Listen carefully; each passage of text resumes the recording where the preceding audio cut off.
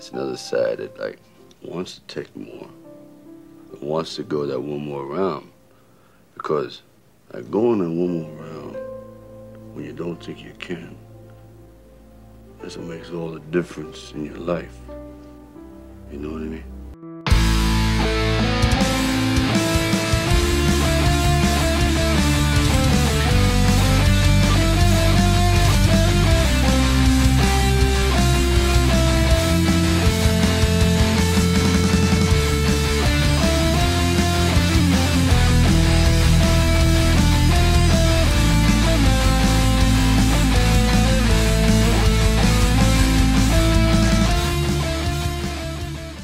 Good day, everyone. Welcome to another episode of One More Round of the Rocky Series podcast. I am your host, Orion, and with me, of course, is Katie. Katie, how are you doing this morning?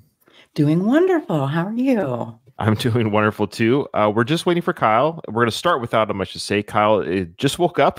He slept in, so totally understandable. So he's going to get himself prettied and dolled up and his hair combed and teeth brushed and have a coffee or whatever. But he'll join us. But before he joins us, it's actually kind of good that he's not here, because last episode, you folks will remember that Katie and I, and sort of Kyle, but particularly Katie and I, had a discussion about memory and about the trivia question, that whole shenanigans. Of course, I'm sure people will remember it, so I won't hash it out too much longer. However, so I did find the clip. I inserted the clip into the podcast episode showing that I indeed was correct, but so was Katie. And you're thinking, well, Ryan, how can that be? How can you both be right? Well, I didn't understand her, and I don't even know if you said it, Katie, but there was a third. there was three questions regarding Drago's clothing, and so I didn't even consider a third choice. So my brain went to, oh yeah, this had been asked before, and that's it. And you were part of a third question. So there were three. So I didn't see here memory. I didn't recall three questions. Mm-hmm. I recall two. Memory is so false and so crazily false. So you were right. There was one that you were a part of as well. And what was the item of clothing that you were asked? Do you remember? The robe. They were both in reference to the robe. So which one was it? Oh, was there two fights for the robe? Is that what it was? So two. The question that I was remembering and why it seemed familiar is it was a true or false question whether or not Drago wore the same robe for both fights or something like that, and we had a discussion about it was the same robe, and then a color robe, and gloves. Okay, so I had some fun with it. I went on our group chat that Kyle's a part of course, for the podcast. I found the video, and then Katie kept going on about it, and rightfully so. But I was like, what are you talking about? So we were hashing it out, and Kyle's like, shut up, yelling at us to shut up. So it's kind of good that he's not here, because we're going to wrap this up. And he doesn't even listen to the podcast. So when he pops on, he's going to think that we didn't even talk about it. We're not going to bring it up. So actually, let's just see if he brings it up on his own. So don't even bring it up. Don't talk about it. Nothing. Okay. Got it. All right. So that's over. There was three Drago robe questions. Now we've got that all cleared up. All right. Memory is funny. But we do have an email from our top emailer, Michael from the Screeners podcast. He says, hi, Ryan, Katie, and Kyle. Some thoughts on episode 11. Forgot to point out in the last email that the scene with Rocky and Rocky Jr. in Rocky Jr.'s bedroom in the director's cut is the last scene with Rocky Jr. in the film, because the rest of the scenes with Rocky Jr. in the original film feature the robot, and we know how many of those scenes got cut in the director's cut. If you notice in the original cut, when Paulie, Duke, and Rocky are getting off the plane, it's an up-close shot of each character one at a time. But in the director's cut, it's a wide shot, and all three end up in frame as they're leaving the plane. Just an interesting choice by Sly there. I also thought the Rose Bowl line didn't make sense. It's always been played on New Year's Day in the afternoon. Maybe Paulie was being hyperbolic. Maybe, sure. Yeah. And as far as his comics, maybe he was thinking they lost his luggage, because I would think he'd pack some of them in there. I take Paulie's comment, it's a good place to die, as a resignation of his circumstances. Like all the pent-up frustration just released after his stumble. And now it's a resignation of he's in here in the middle of Siberia, and now he has to make do with it. I don't think Paulie is trying to be funny here. It's like a mixture of depressed and residual frustration. And remember, the line that immediately got swapped out there wasn't the vacation line. It was him cursing. Oh, he does say, "God damn." He does remember that. Which cut Uh-huh. was that where he does that? Was it the original? I think so. Yeah, Okay. so I think that's maybe what he's saying. Also, if you notice, the original cut, Polly is kind of left in the snowdrift, and then the scene cuts. In the director's cut, he does get back up and trudges back towards the cabin before the scene cuts. I always appreciate the discussion, whether agreeing or disagreeing, being reminded of things already knew or finding new things while watching. Keep up the great work, Michael.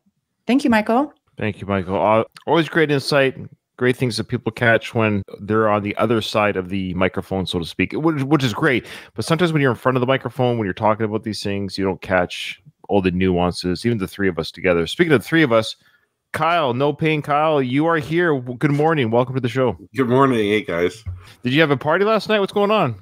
No, I think my body just needed that extra rest. Sure. I went to bed at 10:30 last night. Wow. So I usually wake up at like 6:30, but for some reason I just had a little extra sleep this morning. You're a growing boy. Yeah. You need your sleep. All right. Well, good to see you. That was it for the emails. Again, folks, I mean, Michael he does a great job with his emails, but be like Michael. We'd love to hear from other voices from the show. We do record every 2 weeks, so it's you'll be able to get in there, no problem. Yeah, Donald brought up a good comment in our chat right now. Again, join our Discord, join our Facebook, all that stuff, because you get the links to where you can join these live recordings if you want to watch us live. Donald brought up a good point. I think we are going to be hitting the montages today. It's titled as such, but I think we're going to do it because there's really just one scene before the montages starts. He says, soundless training montage. Let's go. I know the copyright. Guys, we all know the music. We all know the score. I wish I could play it, but it's just going to get copyright stricken and or blocked. It might even get blocked. It's funny how the visuals can be shown. No problem. But music is such a stickler for YouTube. It's so weird.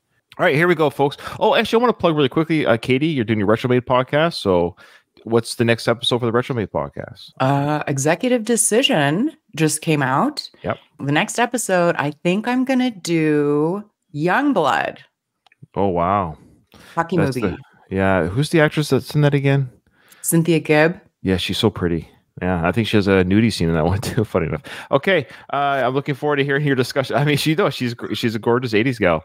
I'm looking forward to hearing that episode. It's still a movie I haven't seen. I believe Rob Lowe's in it as well. I know it's hockey too. Yeah. Well, for the ladies, we get Rob Lowe and Patrick Swayze, and Keanu Reeves is in it too. Oh wow, yeah, Canadian. Because I think it's a Canadian film as well. Keanu Reeves actually plays hockey. Yeah, like he's not like a pro, obviously, but he played hockey growing up in Canada, and I think he was a goaltender. Oh, cool. And check out my Ed Zwick podcast. It's called Zwick's Flicks. Check it out. Katie and I, at the time of this recording and or release, it will be out. The Legends of the Fall episode. It's a beast to edit, but a good beast to edit because it's just an incredible film. We did a lot of recording on that. Check out our Legends of the Fall review of that movie on Ed Zwick's filmography podcast. I'll post the link in the show notes as well. Okay, here we go. Get into it. We're going to start with the original cut. We've entered the cottage. I might even have to mute this part because of the stupid Chipmunk song, but we'll see. I know. It never ends. Here we go. All right, you chipmunks. Ready to sing your song?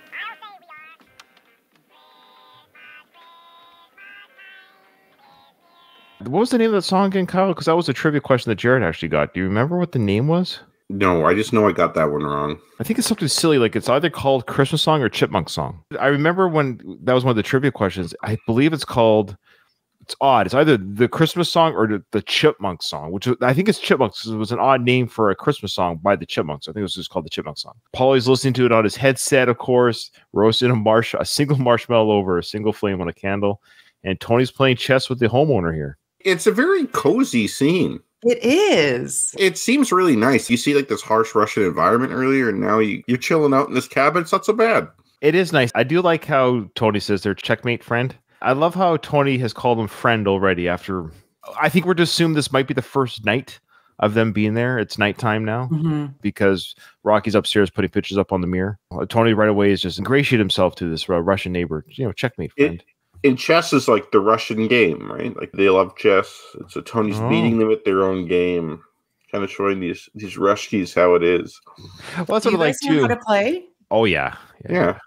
I don't. I have no idea how to play chess. Really? Yeah. That's it. No, listeners, please tell me I'm not the only one that doesn't. It's embarrassing. It's a little embarrassing. No, I think I think it might be a girl thing. No offense, because my wife doesn't play, and I'm not even saying that. I think the majority of men know how to play. I don't know if that's necessarily true. I might be aging myself, but even when I grew up, it was all the guys played chess. Really? You didn't really see. I mean, of course, girls know how to play, but I don't recall ever playing against a girl or female when I was a kid. That's when I played the majority of it was when I was a kid. I don't know, Kyle, did you see a lot of females playing chess or? No, I don't think so. I wonder why that is. I wonder, that's of course, what do you call it? Anecdotal. There's no science behind that. Just observed my observing. Becky doesn't know how to play either. I've asked her. She doesn't know how to play. So there you go. Well, It's now actually, you have something to work on, Katie. yeah. It's fun. I'm not good at it. I just know how to play. Right, I can lose within the rules very easily. Yeah, if you learn, you'll probably beat one of us. In no time. It's more for decoration in a guest room downstairs. Yeah. Mm-hmm. And that's the beauty of chess. They have some incredible artwork and pieces. Yeah. Aesthetically, it's a very pretty game too. All right. So I love how even in this movie, the Americans win at chess. You know, the poor Russians can't even win the game of chess. It has to be the American that wins. Yeah. So the Russian, though, he actually knocked over all the pieces. Yeah, you're supposed to knock over like the king when you lose. It sounded like he knocked over quite a few. It sounded almost like he might have been frustrated. Like, ugh, screw this game. Maybe not. We don't see his face, but we just see his hand knock over all the pieces. So Rocky's upstairs. He's putting pictures up of his son, the mansion, Drago, of course.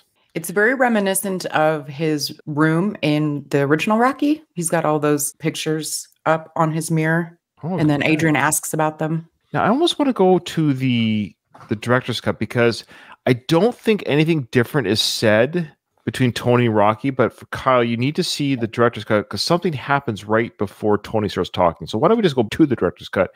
Kyle, you're going to... I don't want to spoil it. I just want to hear your thoughts. No chipmunks playing.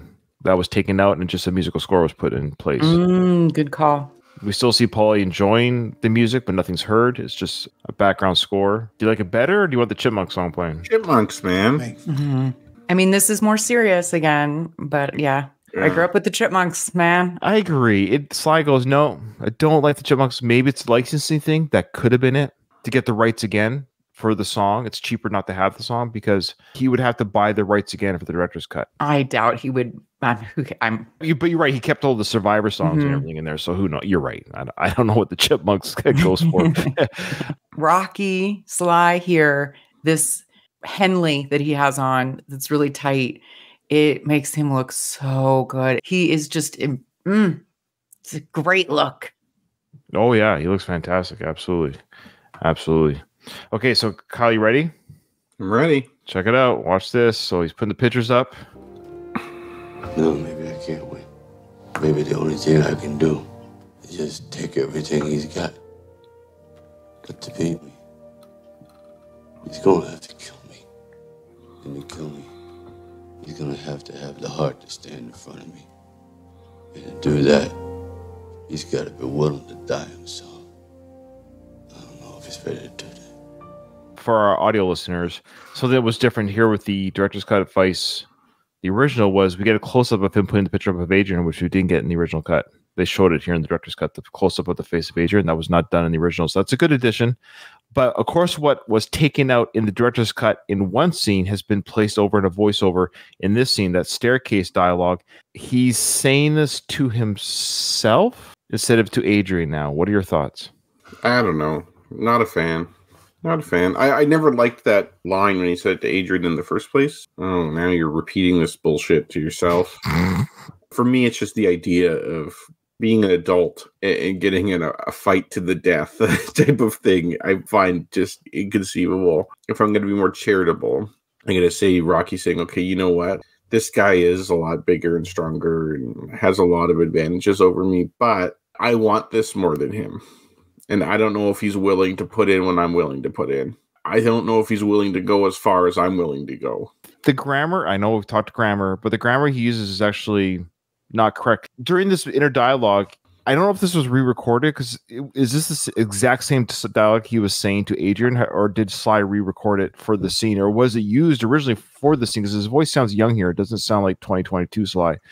So a lot of questions in my head here. I can't quite recall what the exact dialogue was to Adrian, but I feel like it's not the same. It sounds like he talks to Drago and about Drago in the same sentence. Is what I'm getting at. It sounds like there's a dialogue, because he says "your." So listen, what? yeah. Yeah, he talks about Drago, and then he's talking to Drago. I didn't catch that. The reason I thought it was different was because just like the tone and speed, like, you know what I mean? Like, it just, to me, sounds different. Like, it doesn't sound the same as when I said it to Adrian. But do you think it's a re-recording, or like that Sly did a voiceover in 2022, or is this dialogue that was used in the original film maybe for the scene, but they took it out, put it with like? Yeah, I think it's probably more that. I don't think it's not Sly's 2024 voice. It doesn't sound like it. I'd be shocked if they said it was. Like, I wouldn't believe it. Yeah, I think it's very similar to the original. So it's either they probably did a couple of takes. So I think they just took a previously recorded version of that and manipulated it a little bit, maybe to slow it, to make it fit here for the inner dialogue. And I also do not care for the inner dialogue. The only time we've ever heard inner dialogue in this whole franchise is, remember the other time? It's one more time. Oh, in Rocky 5? I don't think, does he do it in Rocky? Oh, well, yeah. No, he speaks out loud. We see his inner thoughts about remembering Mickey, sure, but he's talking to himself in another film. And that one, he goes, I don't remember. Rocky Balboa when he's in the ring. Remember what you told the kid? Oh, yeah. Yeah, you're right. Right. Yeah. But so here we're actually hearing his inner thoughts, which is odd. It's an odd choice to hear the inner thoughts of a character that doesn't happen very often in films, to actually hear the narration of a character, unless that was the theme of the movie or the character, just to have it come in out of the blue. Like, this is the only time we've ever heard. That's why I don't really like it. It doesn't fit. No. Yeah. Too bad we didn't hear his inner thoughts throughout the franchise. That would have been quite interesting. We're shown it through montages. Fair enough. We'll stick with the director's cut, because I believe the dialogue that him and Rocky have is similar, but I think the only difference is, you'll see at the end, is they have a longer hug, I think, at the end. Yeah. Hey, champ. Can I come up? Yeah, sure. How you doing? Pretty good. Some kind of weather we having up here, huh? Yeah, it's pretty rough. But for what you got to do, it's good. Toughen you up. I guess. I know you're going to have to do almost everything alone up here. But you know I'll be with you. Yeah, I know. Apollo was like my son. It's funny, the only thing that Rocky does by himself is the jogging. I don't know, the outdoor exercises Tony's not a part of. Even Paulie was out there for a few of them, for the axe chopping and for the sled, which we'll see. But I'm not sure what Tony's saying. You got to do this on your own, because all the indoor stuff, Tony was always there for it. Yeah, I agree. I think maybe it might be like, Tony's not that involved, though, even if he is there. He might just be there kind of for moral support more than like a traditional training role. Yeah. Or maybe just for the corner man in the ring fight, maybe. Yeah, I think Tony's really, like, this journey, this fight, it's you are doing it. I don't necessarily think he's talking about the training. Oh, I always thought he was. Yeah. I thought he was talking about the training, because we know he's there. He's like, you're going to have to do everything on your own. This is to toughen you up. This sounds all of the physical. I think Tony's there for, yes, the ring fight, meaning like he's got to give him the stuff in the ring that calls out the shots in the ring and, you know, hit him in the middle and all the other stuff. You need to have the Tony for that. But I think specifically for this physical training to get to the ring, the idea is that Rocky's on his own. No sparring partners, no Tony. Paulie is a dead weight, and that's about it. Is that 5 o'clock shadow? Is that just like one day, do you think? That's real on Sly, but the beard that he has at the end of the training was fake. Yeah, I don't like that. Sorry, Katie. I know. Because they do a good job with it, but this here stubble, right, to indicate that he probably hasn't shaved since they flew out of the States. Yeah. I raised him. And when he died, part of me died. But now, you're the one. You're the one that's going to keep his spirit alive. You're the one that's going to make sure that he didn't die for nothing. This whole he's here because Paul died in the ring. So you're the one to make sure that Paul didn't die for nothing. Let's just pretend he does lose in the ring. Not die. Let's say Rocky just loses the match in the ring. What does Tony say to Rocky now? Well, I guess Apollo died for nothing. Yeah, it's like, you did your best. You get that speech. Yeah, what is died for nothing? He did die for nothing. He died for nothing. The best thing you could say is that he died doing what he loved. That he was a boxer. That he loved boxing. He fought to the end of his life, albeit a very short life. His death was tragic, in a way senseless. Rocky fighting Drago doesn't change that one way or the other. No pressure, Rocky. Yeah. Don't lose, or Apollo's death meant nothing. You're the one. You're the one to make sure Paul doesn't die for nothing. Had Rocky been more assertive and maybe a little bit of a dick, he could have said, so Tony, what are you saying? What is on me to make sure? I guess me showing up right now should already be it. That should be it. The fact that I showed up, the fact that I'm here and do all that I can, That's all I'm in control of. But if Drago beats me, I am actually not in control of that. It says he's just a better fighter than me. Someone has to lose. Are you saying if I lose, Paulo died for nothing? Like, don't put that on me. Right. I'm trying to think of ways to make this work. The only thing I could really think of, if you go from like a patriotism lens, that Apollo represented the United States and Apollo died to this Russian. Apollo's point, what he was trying to do maybe, was to show that the United States is better than the Soviet Union via this athletics. He failed to do that. And so Rocky has to pick up the torch and has to beat the Soviet Union and finish the mission Apollo set out to do. That kind of gives some fulfillment to what Apollo wanted. Otherwise, he died and didn't accomplish what he wanted to accomplish. That's the closest thing I could think of. But I think there's a ton of problems with that too. You're going to have to go through hell, worse than any nightmare that you ever dreamed. But in the end, I know you'll be the one standing. Again, it's a lot of pressure. A lot of pressure. Donald does bring up a great scenario. Imagine if Rocky lost and they still went broke. Oh my God. Tony says, you're the one who's going to be standing. It's going to be you. Tony's always believed in him. He has unwavering faith in Rocky. Tony really does believe that. I think in Tony's mind, Rocky's going to win this fight. This is the trainer speech to pump him with the pep rally. For sure. I'll try, he says. Then they hug. He says, I'll try again, which I don't think he says twice in the original. And then do you see this longer hug here? This very look at the intimate hug there. Yeah. I don't think that's in the original cut, is it? See, that's an unusual man hug right there. Typically, a man hug involves back pats to kind of break the tension. Yeah, it's not like bro-y though. It's like it's showing their closeness, like they're like family. Like you'd hug your family. Yeah, the back pats is more like a bro type of hug. Mm-hmm. It's a bit of a cuddle. It's a bit of a cuddle. Which is, I think, it's good. There's a lot of internalized homophobia around men that if you have like an intimate hug like that, it's like, oh, you gay, bro? There's no reason you can't have a hug like that. Of course. And that's why it might have been taken out of the original cut, but it's back here in the director's cut. Because, good point. It's a different time and size older and wiser and realizes, like, yeah, it's silly to be embarrassed by that. So I was thinking, too, when Rocky said, I'll try. I thought of if you were making like a YouTube video of this scene, you could splice in from Empire Strikes Back the Yoda, and he's like, "Do or do not. There is no try." yeah, you good voice. That's very good, very good voice, and very true. That's right. Yoda would have come in and told Rocky that. Imagine if Yoda was Rocky's trainer. If you're good at some sort of video editing, you could have, instead of Mickey in Rocky's corner, you could somehow insert Yoda in Mickey's corner. That would be hilarious, and have his voice, or just have his voice come over Mickey's voice. Yeah. They look at each other. Tony says, you know what to do. Do it. Nike, just do it. And I love that guitar lick that comes in. You hear that? It's very subtle. It's a electric guitar strum, a one strum, and then it segues into Vince Nicole's doom tone as he grabs Drago's picture. Or looks at it, I should say. Oh, I love that. Yeah.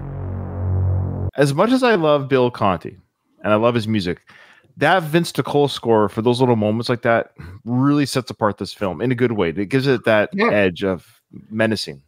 I think you need to freshen things up a bit. I agree. Bill Conti's scores are timeless for these films. I was happy to see them come back, for example, in Rocky Balboa. But I think it was good that they tried something new for this film, and they gave Vince Nicole a chance. I think he did a great job. Now, I am going to have to, like Donald said, soundless training montage. We all know the music. I'm sorry. It's going to get cut from the broadcast on YouTube, which a good handful of our listeners do watch this on YouTube. So I wanted to be available.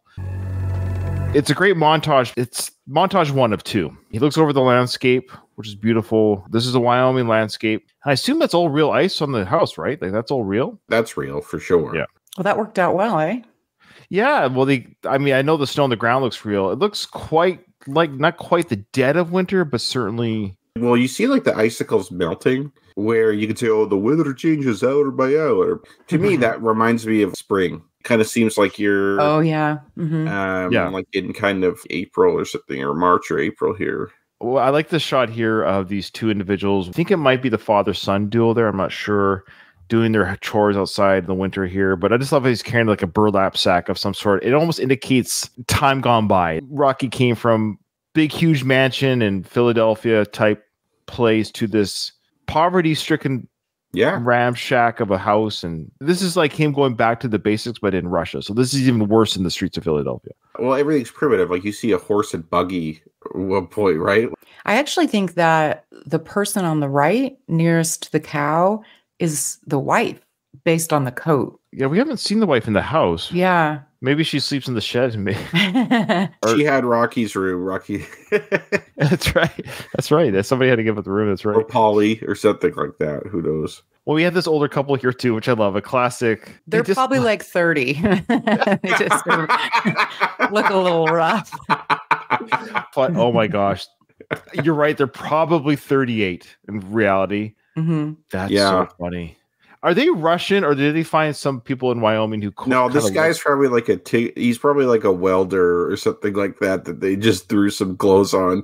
I would love to know who they are. Mm-hmm. Was it a casting call? Were they literally just in the area? I have no basis for this, but I feel like this is like somebody's parents or something. It's like, hey, you want a scene in the Rocky movie? Oh, we're just gonna put a babushka shawl on mom, and then put this dad in a coat, and and then throw him out in the winter. I wonder about the caretaker, like the man that plays chess. He's shown a fair amount in this movie. I wonder who that is. Like, is he in anything else? I don't know. Yeah. So it continues. He's running down the road. We see that little town or that he lives in or something. Passes the timing, or the editing doesn't quite make sense, because note that Rocky jogs past the horses and the sled. He jogs right by it, but we'll see later that he helps out. But so at this moment, he's jogging right by it. So he's not helping them out here. He can go by the horses more than one time, right? Like this time it was fine. The other time he helps out. I don't know. It looked like the horses were struggling there a little bit. He was having, maybe you're right. Maybe he got out of it that time. Yeah. When I was younger watching this, that his running by them is what caused them to struggle. They were on a trajectory and they had to slow up or stall to let him pass. Yeah. And I always thought that he was the one that screwed it up. Oh, maybe. Oh, and now we get the juxtaposed modern Drago training, which I love. What is that? The flux capacitor? We just watched Back to the Future as a family. Yeah. It's just so high tech. Show that. But it looks like a flux capacitor from the DeLorean. Yeah. But what is that for? Like, because they open this up. They open it up, whoever they is. They open it up. We see these two. Of course, if you're the audio listener, you'll know the scene. It looks like the either the flux capacitor on the Back to the Future or the warp drive on a Star Trek ship. It looks like. Yeah. If you had to like look at it and be like, okay, this little thing has something where a sliding compartment opens up so you can view it. It's not like it's in the guts of the machine. To me, it's like, okay, it's something that has to be easily accessed. It's almost kind of like a fuse or something like that that you could switch out. Like that's the closest thing I could think of, although it doesn't look like any fuse I've seen. But it's weird. I don't really like, of all the things to show, that is kind of weird, but it lights up, and I don't know. We're just like, look how high tech this is. I think it's probably a power source of some sort. But again, why are we looking at this? But yeah, I get it. It's to show they're so advanced that the equipment and the computers that Drago's team is using it's so advanced that we have items that they're using that we can't even in 2024 fathom what it could be powered for or what it. And I do think this is like a good representation of the Soviet Union in the sense that their government will put a lot of money and effort into certain things, like say like their space program, where they seem really advanced, but then you go and like see day-to-day people and how they live and like that, and it's way behind. Almost like for them and like a lot of countries like that, they really put up this kind of facade. Yeah, but meanwhile, everybody's back in the 1800s in real life. Yeah, we're still in Drago's computer workout place. He's got these machines. It says here heart rate times blood pressure, product 2, whatever all that means there. This is in English for some reason. Yeah, that's in English. And what is also in English is his stair climbing or his climbing equipment is an American brand, which is fine. They bought American. See, that's all English writing there. Now here, that is Russian for cardiogram. Really? Yeah. Yeah, it's cardiogramma. What I did is I took a snippet of the photo, I put it into my AI, I said, please translate and tell me what I'm looking at. I said, that's Russian for cardiogram. And it is pictures of 4 different pictures of a heart, showing the phases of a heart. So they're checking out Drago's heart rate or his heart muscles. And the effects of the steroids on his heart. Of course, this is the classic, probably the most famous, probably the most watched on YouTube, quite frankly, training montage. I think if you were to do a YouTube count versus all the training montages, I think Rocky IV probably has the most views. I think it's probably the most fun with the music, the juxtaposition between modern at the time and nature with Rocky. Oh, were you talking? I was looking at Drago. Whew. Dolph Lundgren, who plays Drago, incredible physique. It's ridiculous. It's absolutely. I don't see it. I see him with Brigitte Nielsen. If you told me they were together, I'd be like, yeah, that makes sense. Like they totally look like they go together. They do look like they go together. Like that is casting 101, those two. Someone who lives in a cold climate, I will say that Rocky's choice of what he wears, some of the things he does really frustrates me. So like that jacket, I guess is kind of warm because it has leather on the outside and like this fur or whatever on the inside, but still like that's not really a very good winter jacket. His ears aren't covered, his face is really exposed. He has sucky gloves. He doesn't seem to be wearing good boots. And what really bothers me is he's running in the water. That's up. That would get in your shoes and like cause a lot of problems. And his pants they're like yoga pants. Yeah, like your legs would get really, really cold. That said, I don't wear like snow pants outside unless I'm outside for like hours or something, which I usually am not. But he is. Yes, exactly. Well, he's running too, and that's the thing. You're going to warm up. This is wintry right now, but it's not. I mean, look at the civilian that lost his or has having trouble with the horse's carriage. True. He's just wearing a ball cap type hat or whatever it is. He's wearing a Russian hat with nothing covering his ears. So it's probably. So that's the thing. It is dead of winter because it's a Christmas fight, right? So I guess it's a warmer winter in Siberia right now. Sure. It's a warm day. I mean, the weather does change from hour to hour. That's right. Just wait 5 minutes. That's right. Rocky's done his running. I think what we saw here, folks, is that Rocky went for his run, did his loop. He comes back and Buddy's now stuck in this. Oh, I'll help you out. We just saw the beginning of the struggle and this poor guy's been stuck with his horses for 2 hours. Yeah, because Rocky messed it up. So I love how him helping the guy with his sled is equivalent to what Drago's, because they're showing you different, like what Drago's doing on the machines versus what Rocky's doing in nature and how they kind of compare to each other. So Rocky lifting the horse carriage out of the snow is the same as Drago doing those lats or whatever with his arms there. And I love that while Drago's training, there are people in suits just observing this, overseeing. He's a lab rat or something, you know? Yeah, and that handler guy seems to have a smirk on his face a lot of the time. Like he's like, oh, my guy is totally going to win this. Rocky has no chance. I also find it odd that other than Drago's sparring, they don't do a ton of boxing training. It's like a lot of weightlifting and like running and cardio and stuff, which is like, yes, you do that. Actually, I don't think that boxers weightlift a ton. I could be wrong on that, but from what I know, old school boxers definitely didn't. Like Muhammad Ali did not weight train. Maybe they do now. You think you'd be doing more punching bag and speed drills and getting your timing going and like all that stuff's super important. They don't show any of that. And I think it's because Rocky can't really do that as much. So you can't show it the side by side. Yeah. Like Rocky does hit the pads a bit, but that's, I don't know. It's kind of showing us that he doesn't really need that much skill. His punching power is he's just so strong that the boxing really doesn't even matter. He's just so strong. That's fair. That's what they're showing too. We also know they're both working out just for their robe off. That's what they're doing. They're going to flex at each other in the ring. It's the disrobing of both men at the end of the film. That's what they're training for. I think the Rushki guy has a point about genetics. Like I think Dolph Lundgren or Ivan Drago, some people just have better genes than others, and they're going to be buffer and bigger and like more athletic. And although Sly looks amazing, he looks super fit and really muscular here. Dolph Lundgren, Sly will never get to Dolph's level there. It's not in his genes. And after Rocky helps the guy with the sled, he does the neighborly wave. And I don't know why that killed it. Just, hey, you bet, buddy. I'm here to help you. See you tomorrow. Well, yeah, and it's like they can't really communicate either, right? Like that guy really doesn't speak English. So what's this measuring? What's this machine measuring? Because Drago's on this spinning thing with his hands. He's got the, like you do in the speed round with the punching bag. Well, he's holding on to like a rower type machine where he's going like this. So I don't know if this is just showing you. At the very bottom, I think it says Maybe? RPM. Okay, speed. So Although it's showing these numbers seem awfully high. Like, is he really spinning that 1,700 revolutions per minute? I don't think so. it's Drago, man. He can do it. That's like that's pretty fast. So that's right. That's right. It goes. Hey, I was wrong there. I forgot that Rocky was do that. I thought Rocky just hit the pad. So Rocky's doing some actual boxing stuff.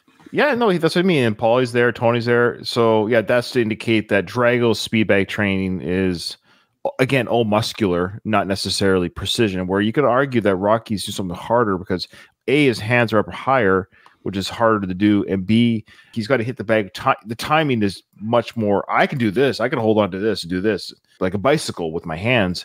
But hitting the speed bag is about timing. I would think it would be harder. The training Drago's doing is not very functional. It could increase your overall strength, but like in terms of you being able to move, like you kind of like what you're saying, being able to move and to hit and to actually box. Everything I've seen so far, other than the sparring we'll see, he's not doing any of that.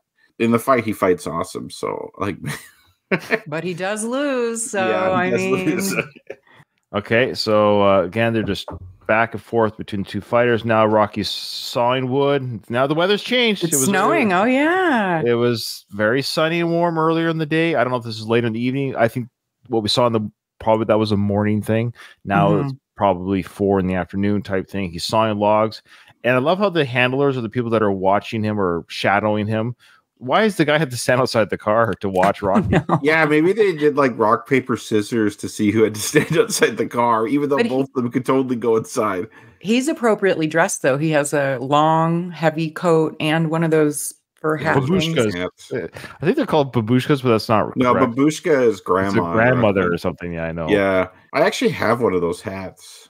Oh, yeah? From Azerbaijan, which is like a former Soviet republic. Oh. Now here is the Tony, Drago's Tony. yeah. We talked about him. He was like, who mentioned that Russia had ties with what country? That's why Cuba. That's right. Yes. That's right. right. I think some African countries too at the time. Oh, okay.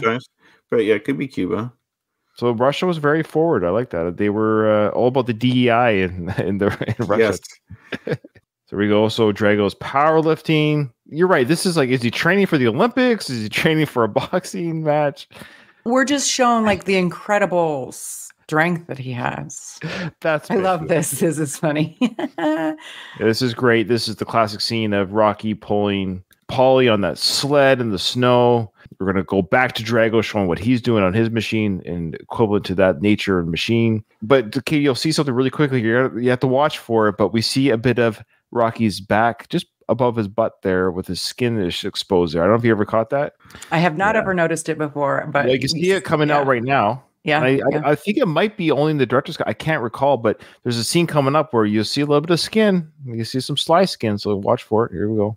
Right there a bit, and then right there. See? Oh, yeah. Something gets chucked at Rocky. Did you see that? I feel like his hat falls off or something. Is it his toque? It's his hat. Oh, his hat was okay. His hat came off. Yeah, I never noticed that before. Is that in the original cut? I don't think so. I thought so. Maybe I don't know. Yeah. Okay, Whatever. That's cool. His toque, as we say in Canada, or snow cap in the States, flies off. Okay, that's hilarious. The important thing is that Rocky is being exposed to the elements. That's right. It is giving him a toughness and endurance that Drago just can't get inside his cozy little training nook. This extra pulling here is not in the original. Him doing that extra pulling, I don't think that's in the original. This has always kind of stressed me out. Not Rocky's version, but Drago's version, because it looks so hard. Oh, yeah. We get a lot of Drago skin, too. We do. In that. We do. So here we get Sly. This is the thing. This is the Rocky character, yes, but at the end of the day, this is Stallone. Yeah, he has to do all this shit. He's doing this. Yeah. This is literally a flex. This is literally a flex. So for our listeners, this is the exercise where he's pulling himself up, pull-ups, wide arm, pull-ups, back. I don't know, man. Even Paulie or Brie, I was like, geez, it looks fantastic. Now Drago's going around that track. Rocky's doing the old log lift that he did in Rocky 2. He's reinvestigating that for the Rocky 4, but it's in the snow. Now we're going to the sparring partners are coming up for Drago. Rocky continues with the log. So Drago, of course, is chopping down sparring partners. That's the whole idea. He's chopping them down, getting knocked down. and Rocky is chopping a tree. Drago wins this round because I would rather spar with people than chopping a tree, I guess. Is a side note, Muhammad Ali was a tree chopper for his training. He used to do that. I think you said that in the original. I didn't know that was Yeah. an actual thing people did But to I do train. agree. Muhammad Ali also sparred with people, though. It's interesting that this could be a nod to Rocky 3. I remember when Rocky fought Thunderlips, Mickey suggested they get an axe to chop down Thunderlips. Did he? Yeah. Really? Yes, he did. He asked for a hatchet or an axe to chop down Thunderlips. All right. I'll see if I can find the clip and I'll insert it.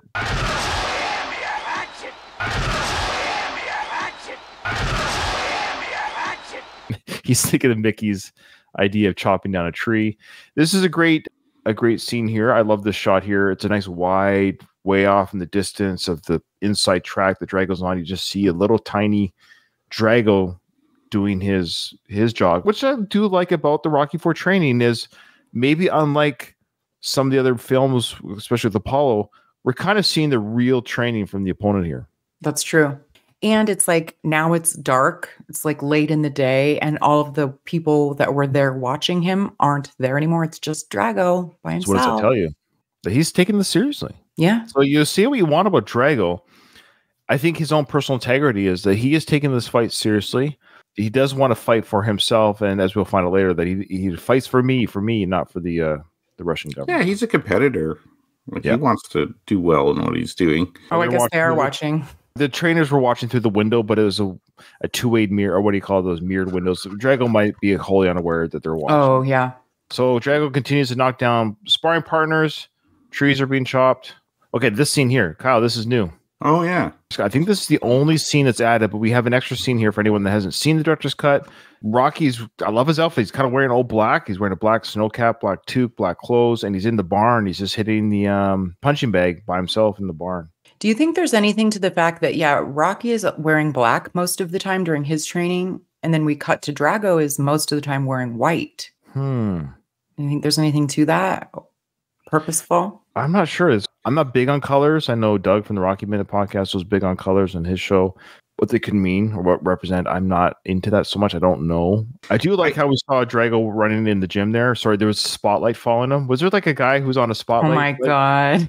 See the spotlight following Drago as he's running? It's like someone's job is, you got to point the light at Drago. Anyways. I think you kind of have to have Rocky in darker colors for these training scenes because he's surrounded by white snow. Mm-hmm. True. Fair. Imagine right now where we're looking at if he was in white, it would be weird. Drago being in white could just be a coincidence, but it seems like white is such a clean color, and it's almost like the sterilized lab kind of environment he's training in, like the clean, crisp white clothes, like kind of fit with that. Yeah, actually, that's probably why. Yeah, Kyle, you're so smart. Oh yeah, I should mention there was a comment from our last episode. I forget the guy's name. Eccentric Views, I believe he's called. He said Kyle was on point as always. As always, Kyle, you're on point. Boy, why am I never as always? I don't Oh God, what is it? That's something that reminds me of what you said there. Something about what Paulie said in Rocky 3 or somewhere. Paulie said, right. Why am I not? So I don't know what it was, but it'll kind of be in like 20 minutes from now. I'll have to blurt it out. You are very much usually always on point, but no, you got a fan, Kyle. That's great. You have a fan. Yes, Donald says Drago's training outfit is great, and I concur. All the outfits in this. This is so much candy for me, this movie, but yes, especially this training sequence. Oh. Whew. Well, sure. If I was like, I love watching the opening credits of Baywatch. I get it. I understand what you're saying. You're seeing slow-mo bodies that are nice to look at. I get it. Okay, I remember now. Sorry. That reminds me, just tongue-in-cheek, Ryan. Right. When Paulie was at the bar in Rocky 3, and he's like, hey, give Rocky my best. He's like, I've been coming here 8 years. Why don't you give me Paulie your best? This is Eccentric Views. That's the name of his channel. He's giving Kyle his best. He said, Kyle's analysis is spot on as usual. He says 4 kind of sucks, but the more I hear him discuss this movie, the more I get the feeling he secretly loves it, though. That's what he said. Ooh. I'm a closet Rocky 4 lover. That's right. Yeah, it sounds like deny, or the more you deny, the more you love it. So Rocky's coming back from another run. Of course, who knows how much time has passed or whatever. He gets to the lodge. He's got the beard now, so however time it takes for the beard to grow. It's a fake beard. But I've said this before, and I'll say it 1,000 times. There was a period in Sly's career where he should have rocked the beard more. And in movies, he should have had roles where he got out the beard, undercover cop film, in the woods type film, a cowboy film, something. Because when he rocks that beard, it looks great. And it's too late now. I hate to say it, but don't get me started. There's so many wasted years where he just grabbed too many stupid projects for the paycheck, and for his ego just ruined so many other chances of acting. It bugs me, but that's how life is. Anyways, this beard could have been used. He did it in Nighthawks, for example.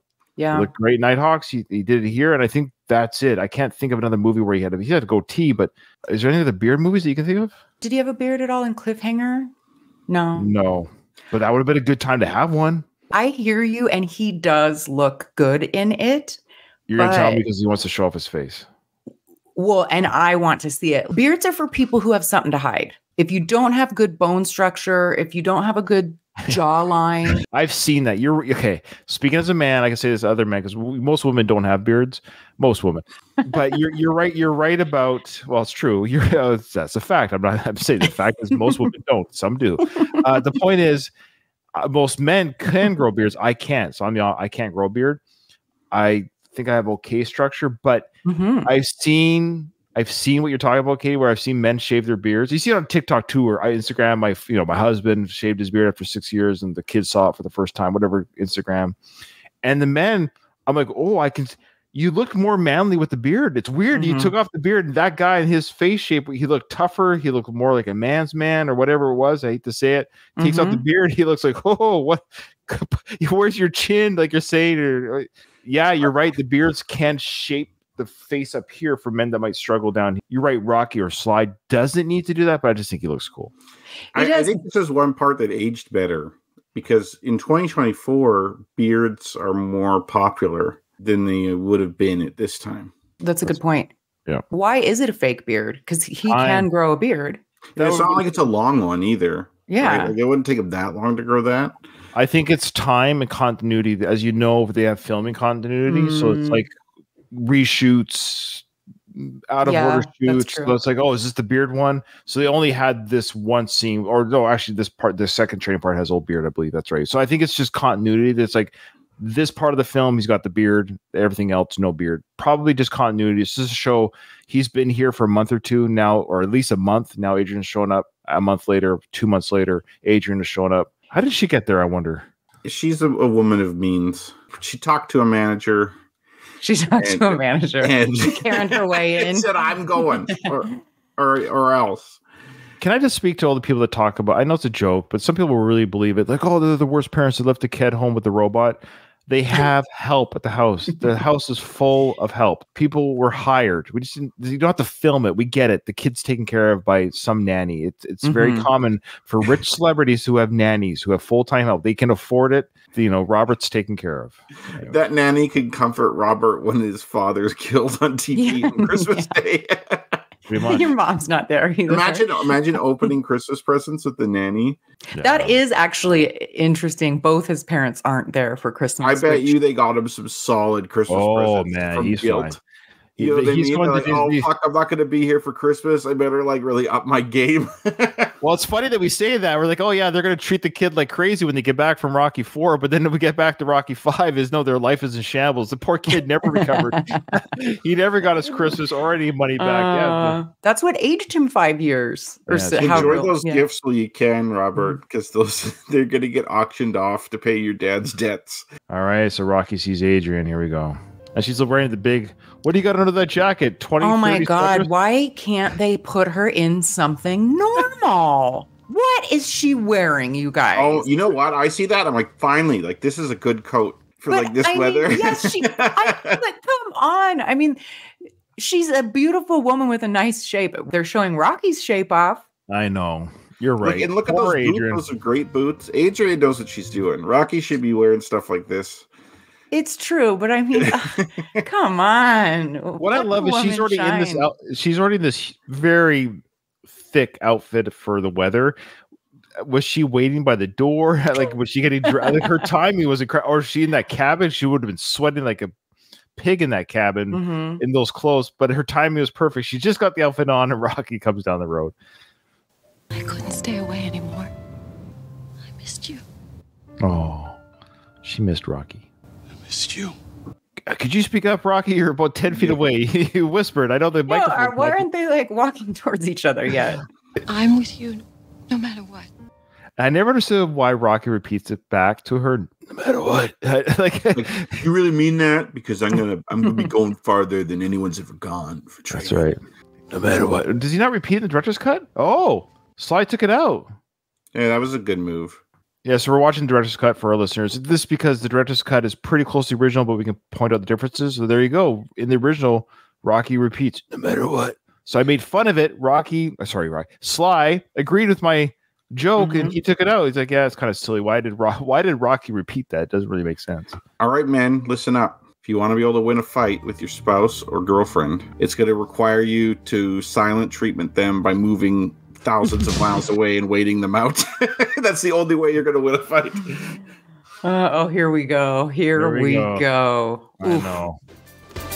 Adidas close-ups. I mean, come on. I like the dirt licking up. Like, that's kind of a cool visual. It's great. Is he like triple skipping? He's definitely double skipping, but is it triple? Maybe. I don't know. Yeah. He's good with the jump rope. Yeah, he is. Now, this upside down sit up, and then he holds it, I think right? you see his bulge here a little bit. You do. Good. Yeah, I noticed it. This is crazy. That's right here. Does he hold it right here? It's insane what Sly's doing. I mean, that's a flex because he knows. Like, there's got to be a part of you that feels pretty proud about yourself that you can. Dude, do that. I would be. And the one that I'm most impressed with is upcoming yet. I'm like, wow, how is that even possible on the bench when he does? That's the hold too. That's the hold. Yeah. And that's we'll get to it. Adrian / Talia Shire thinks it's pretty fantastic. I'm surprised that there was no rumors, or I have never heard anything of any hookups between Talia Shire and Sly. You don't hear that. Maybe they just don't vibe. I know more about Burt Young and Sly. The relationship between Talia and Sly off screen, it's a mystery, and I wonder why. Like, I hear nothing.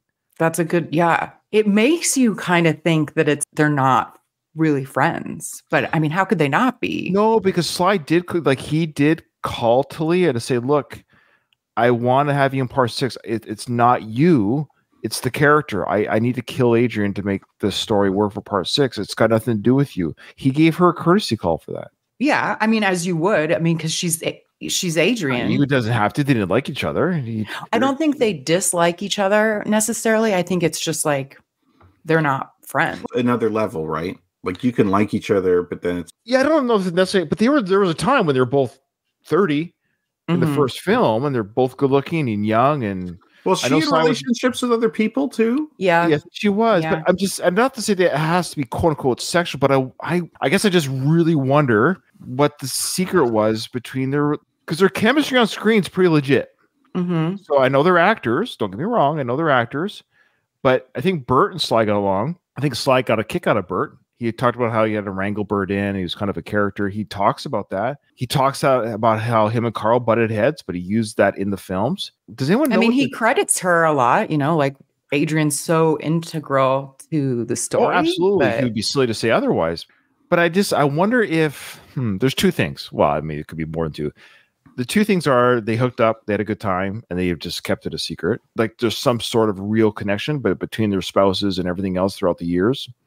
Ixnay on the... So when you say hook up, do you mean that in like the sex sense or just like the... I don't know. I gotta wonder if there is some sort of beyond just friendship. There's a real, like, maybe I'm just shipping them off the screen. I don't know. But there's something going on there. I feel like there's more than we're being told, and that's their business. But, we can't help but wonder as a public, sometimes as fans. This chat reminded me of, remember that show Blossom that had Mayim Bialik in it? Mm-hmm. Never saw it, but I'm aware of the show, but I never saw it. Okay, so there was this episode I remember seeing where Talia Shire is in the episode. And it's herself. Really? Yes, and she's doing casting for something. and Blossom is going there, and it's this scene where she has to do like a nude scene, and she doesn't want to take her clothes off, and it's this big thing. Her mind Bialik says like "Yo, Adrian" or something like that, and you see Talia Shire just be like, "Oh," like shudder, like like she's heard it so much. By it, which I understand that's not really her, like that's just the writing from it. But I thought of that scene. Oh, I like that tidbit about her. Interesting. Okay. I'm sure they're incredible friends and mutual respect and all that other stuff. I'm sure if I did some quick research, there's probably thousands of interviews. Maybe we just always assumed everything was gravy and that's why it's just not news. Maybe that's why, because they just do have a good relationship. So after all the discussion, I'm just going to go with, they're wonderful friends. They get along great. There's just no story there because it's boring because it's just normal and good. But it's more fun to talk about the Carl Sly battles and the Polly being or Burt Young being a drunk and all this other stuff. I can see that though. Like Carl and Sly, like they butted heads. Dogs. Burt Young is not really like a threat to Stallone's ego, no. So it's like he probably gets along with him just fine. Yeah, that does track. Without the music, it kind of stinks. But I mean, we're talking about it anyways. We can't really talk over the music. But yeah, this train montage is legit. It's probably the most fun. I will say it's the most fun montage. Is there another montage in the Rocky series that's more fun than the Drago Rocky montage? This is 100. Oh, this is that. What do you call that? But that is like, I'm like, how? What is he doing? Is that humanly possible? And oh my God, he looks good. Would you like to rub your hands on that torso there? Oh, Katie? Oh my God. This physique it's ridiculous. I'm not jealous. I'm envious. I know. I would love if I had it, but I'm not going to work for it.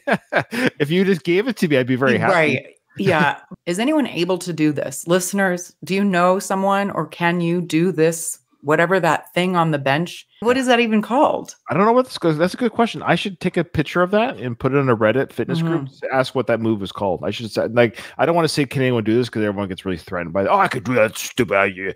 But if I just ask, is there a name for that exercise? I would, let's see if we get a name for it. Here's Burt Young or / Polly, looking at the slide going, how the hell is he doing that? In disbelief. And the agent's like, well, we may not know what it is, but I will be betting that later tonight. Oh my God. The luckiest lady on the planet.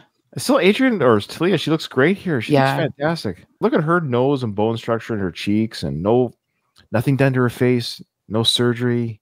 I know she's born with perfection. Like her features are perfect. Wrinkles. Like she has creases as she ages. Like she's 40, 42 here. Like just age. It's okay. You have women, as you know, and men too, but mostly women getting facial stuff done in their 20s and 30s. You're still young. What are you doing?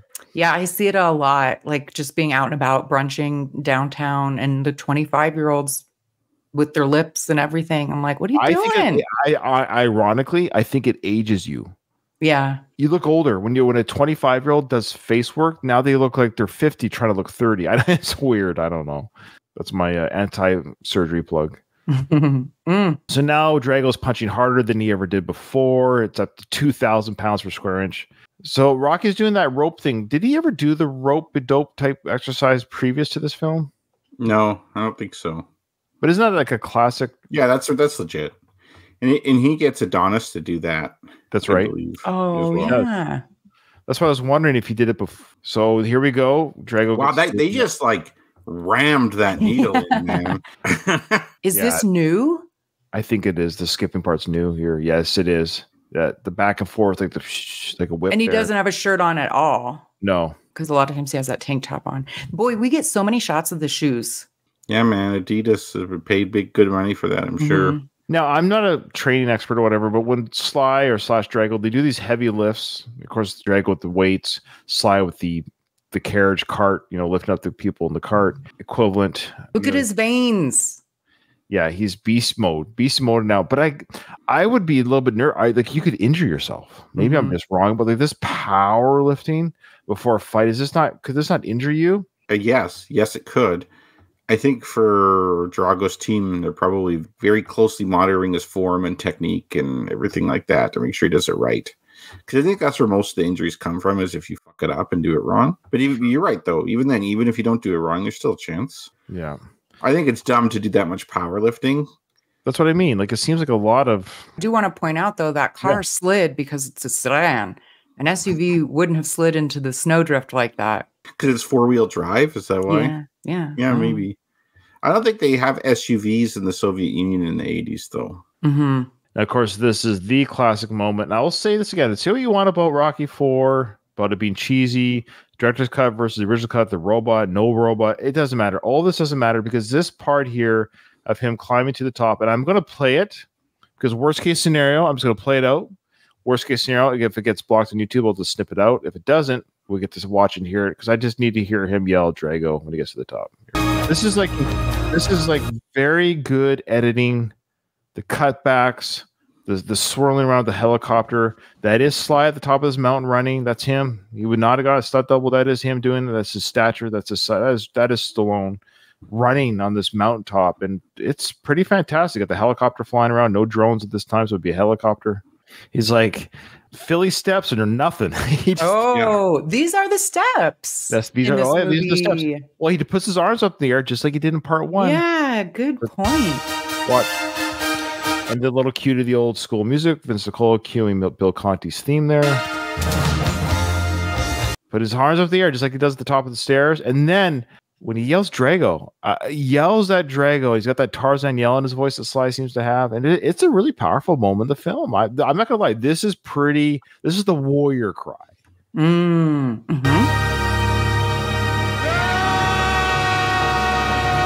There's hands open in the air. Hands are open. Love that.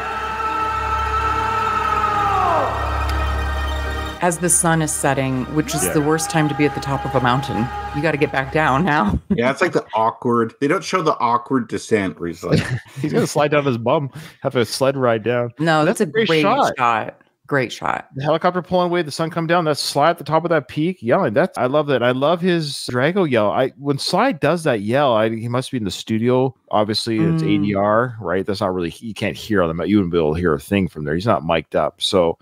He does that in ADR. I would just like to see that footage of him yelling in a mic to have that. Yeah, I don't know. I kind of think that'd be cool to see.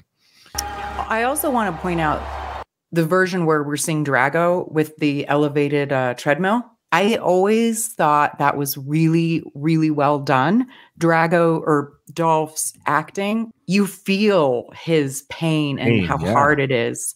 It's very well done. Yeah. Agree. His exertion. We played a clip of it before of just his squealing of pain. Like, we're led to believe that. I know this is the way it's edited, but we're led to believe, as the way the edit is showing us, the audience, is that when the treadmill reaches its peak height or whatever, Drago can't do it. He looks like he's reached his limit. He's given up. We're seeing here in that moment that Drago's tapped out of his exercise, but Rocky has continued. He could have done this exercise 5 hours ago. It doesn't matter. But the point is, with the edit, we're led to believe they're doing this at the same time, at the same level of energy, that Rocky's climb up the mountain equals the same amount of energy of the treadmill. But Drago tapped out, but Rocky kept going. That shows you that he went the distance. He can just go that much further than Drago, which will come into play, of course, in the fight, that Rocky just has that much more in the tank. It's a smaller tank, but he has a little bit more of the tank. It's a much smaller. But that's what it's showing us, and it works as effect. Look, Sly is the editor of this film. He's the director of the film. He is a master montager. This guy can montage a Rocky film. Well, we did trivia, but that's okay. We won't for the sake of time, because you do have a hard out, so that's fine. And we're nearing the end of it anyways. So yeah, we won't do the trivia. So that's it, guys. We got through it. I'm really excited. We got through the training montage. I believe, well, the next sequence is the fight. That will be 2 episodes. I don't think it's good. I don't want to rush it in once. We'll just break it up. We'll probably do it up until we'll figure it out. Probably up to when that musical cue kicks in, when that montage part kicks in, we'll make that part 2. So I think it's probably how we do it. And then we'll end that one. So yeah, probably just 2 more episodes of this season, if you can believe it. It's coming to an end. I do think we've taken our time with this. Like, it took longer than we all thought. Partially, though, cut. Yeah. So I was going to suggest, if you guys are okay with it, Kyle, if you're okay, I think it would be good, because we've already done it with on Going the Distance podcast. We did do the original cut with the original fight. I think it might be worth just doing the director's cut for the fight, because it's more or less the same fight, but there are some really interesting different angles and takes, and it's a different feeling. And I think it might just be because it will take way too long I can't go back and forth between each round. Like, how do I divide it up? Round one, round two. It was two, but if you're okay with that, we'll just do the director's cut of the final fight. Okay. For sure. Because we know the original enough to know how it plays out. He's cut. The Russians cut. All that stuff is there. So the fight, you'll see how the fighting and the way it's filmed, the way it looks, it just feels a little bit less cartoonish and more brutal to some degree. I think it'll be an interesting discussion. Okay. Well, with that, this episode is over. I didn't hear no bell.